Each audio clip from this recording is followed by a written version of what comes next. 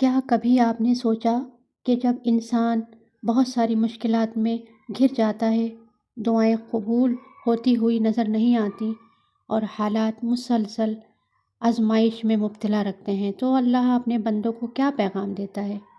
کیا آزمائش کا مطلب یہ ہے کہ اللہ ہم سے ناراض ہے، یا پھر یہی آزمائش ہمیں اللہ کے اور قریب کرنے کا ذریعہ بن سکتی ہے؟ سورۃ الانبیاء ہمیں انہی سوالوں کا جواب دیتی ہے۔ یہ وہ سورہ ہے ناظرین جس میں اللہ تعالیٰ نے کئی انبیاء اکرام علیہم السلام کے حالات بیان کر کے ہمیں بتایا کہ اللہ کے نیک بندوں پر بھی آزمائشیں آئیں، لیکن انہوں نے اللہ کا دامن نہیں چھوڑا۔ اور شاید اس سورہ کا سب سے خوبصورت پیغام بھی یہی ہے، مشکل کتنی ہی بڑی کیوں نہ ہو، اللہ کی رحمت اس سے کہیں زیادہ بڑی ہے۔ سورۃ الانبیاء قرآن کریم کی 21ویں سورہ ہے اور اس میں 112 آیات ہیں۔ یہ سورہ مکہ مکرمہ میں نازل ہوئی تھی۔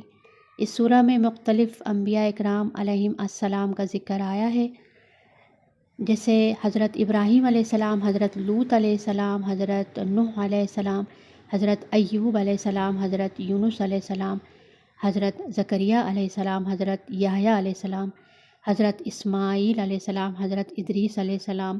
لیکن یہ صرف انبیاء کے واقعات کی فہرست نہیں ناظرین، ہر واقعے کے اندر ہمارے لیے ہدایت، صبر، توکل اور اللہ کی قدرت کا ایک پیغام پوشیدہ ہے۔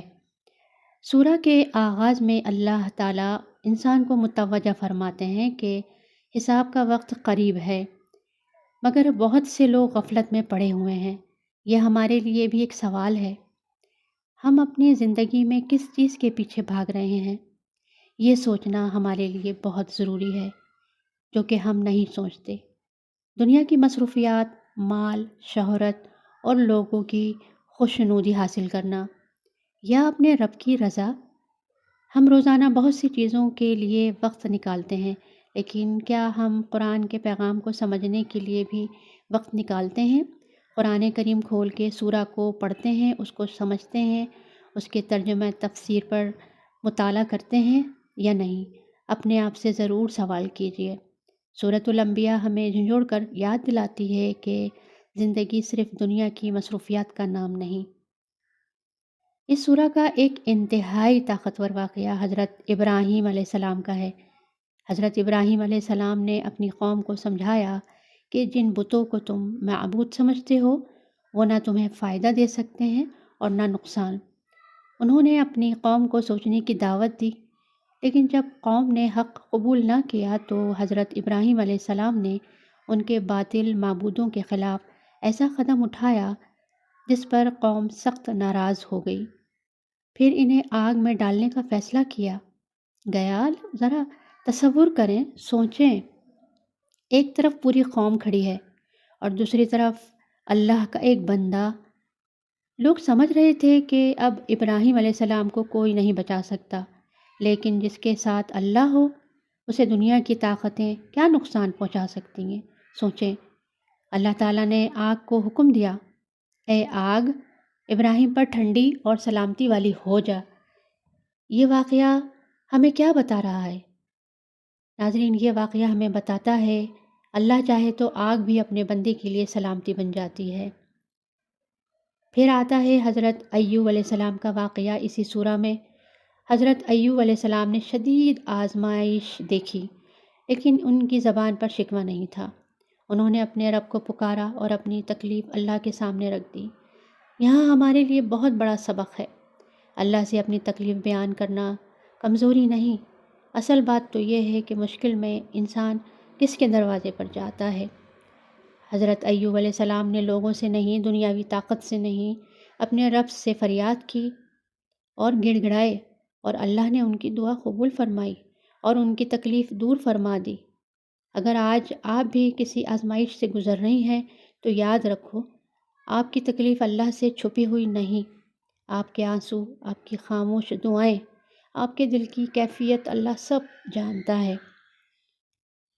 پھر حضرت یونس علیہ السلام کا واقعہ اس سورہ میں ہمیں ملتا ہے۔ وہ مچھلی کے پیٹ میں سمندر کے اندھیروں میں ایک ایسی حالت میں تھے جہاں بظاہر کوئی مدد نظر نہیں آ رہی تھی، لیکن وہاں بھی اللہ موجود تھا۔ حضرت یونس علیہ السلام نے اپنے رب کو پکارا اور اللہ نے ان کی دعا قبول کی، اور وہ دعا کیا تھی؟ لا الہ الا انت سبحانک انی کنت من الظالمین۔ یہ واقعہ ہمیں بتاتا ہے اندھیرا کتنا ہی گہرا کیوں نہ ہو، اللہ کی رحمت وہاں بھی پہنچ سکتی ہے۔ کبھی انسان کو لگتا ہے اب میرے لیے کوئی راستہ نہیں، لیکن اللہ کے لیے کوئی راستہ بنانا مشکل نہیں۔ اس لیے جب زندگی میں راستے بند ہوتے محسوس ہوں، دعا کا دروازہ بند نہ ہونے دیں۔ اس کے بعد سورہ میں ہمیں ملتا ہے حضرت زکریا علیہ السلام کا واقعہ۔ حضرت زکریا علیہ السلام نے بھی اپنے رب کو پکارا تھا۔ ان کی عمر بڑھ چکی تھی مگر اللہ سے امید ختم نہیں ہوئی تھی۔ انہوں نے اپنے رب سے دعا کی اور اللہ نے انہیں حضرت یحییٰ علیہ السلام کی خوشخبری عطا فرمائی۔ یہ ہمیں سکھاتا ہے، یہ ہمیں واقعہ تعلیم دیتا ہے، دعا میں دیر ہو سکتی ہے لیکن اللہ کی قدرت میں کوئی کمی نہیں آ سکتی۔ انسان اپنی عمر، حالات اور ظاہری امکانات دیکھتا ہے، لیکن اللہ وہ دیکھتا ہے جو ہم سب نہیں دیکھ رہے ہوتے۔ اس لیے کبھی یہ نہیں کہیں اب میری دعا قبول نہیں ہو سکتی، نہیں کہنا۔ اللہ کے خزانے ختم نہیں ہوتے۔ سورۃ الانبیاء میں مختلف انبیاء اکرام علیہم السلام کا ذکر کرنے کے بعد ایک بنیادی حقیقت اور سامنے آتی ہے۔ غور سے سنیں، تمام انبیاء کا بنیادی پیغام ایک ہی تھا، صرف ایک پیغام تھا، یعنی اللہ کی عبادت کرو، اللہ کو ایک مانو، اسی پر بھروسہ کرو اور اسی کے سامنے جھک جاؤ۔ قومیں اس زمانے میں مختلف تھیں، زمانے مختلف تھے، حالات مختلف تھے، لیکن دعوت ایک تھی، اللہ واحد ہے۔ یہی توحید انبیاء کی دعوت کا مرکز تھی۔ اب سوال یہ ہے، سورۃ الانبیاء ہمیں کیا پیغام دے رہی ہے؟ یہ سورہ ہمیں بتاتی ہے، یہ میسج دے رہی ہے، اگر حضرت ابراہیم علیہ السلام آگ کے سامنے ثابت قدم رہ سکتے ہیں تو ہم اپنی مشکلات میں صبر کیوں نہیں کر سکتے؟ اگر ایوب علیہ السلام طویل آزمائش میں اللہ سے جڑے رہ سکتے ہیں تو ہم چند دن کی پریشانی میں مایوس کیوں ہو جاتے ہیں؟ اگر حضرت یونس علیہ السلام اندھیروں میں بھی اللہ کو پکار سکتے ہیں تو ہم اپنی پریشانی میں دعا کیوں چھوڑ دیتے ہیں؟ اور اگر حضرت زکریا علیہ السلام بڑھاپے میں بھی اللہ سے امید رکھ سکتے ہیں تو ہم اپنی دعاؤں کے بارے میں مایوس کیوں ہیں؟ سورۃ الانبیاء ہمیں یہ احساس دلاتی ہے کہ ہماری زندگی ہے وہ بے مقصد نہیں ہے۔ ہم آزمائشوں سے گزرتے ہیں اور گزر رہے ہیں، لیکن ہر آزمائش ہمیں کچھ نہ کچھ سکھا رہی ہے۔ کبھی صبر، کبھی شکر، کبھی توبہ، اور کبھی اللہ پر ایسا بھروسہ جس کا ہمیں پہلے اندازہ بھی نہیں ہوتا۔ اس لیے اگر آج آپ کی زندگی میں کوئی مشکل ہے، کوئی پریشانی ہے، کوئی غم، کوئی صدمہ، کوئی تکلیف، اگر کوئی دعا ابھی تک پوری نہیں ہوئی ہے، اگر آپ کسی دکھ کو خاموشی سے برداشت کر رہے ہیں یا کر رہی ہیں تو مایوس ہونے کی بالکل ضرورت نہیں۔ اگر مایوسی آتی ہے تو پیغمبروں کی زندگیوں کو پڑھیں، جائیں قرآن کے پاس کھولیں اور ان کی زندگیوں کا مطالعہ کریں، آپ کو خود صبر آ جائے گا۔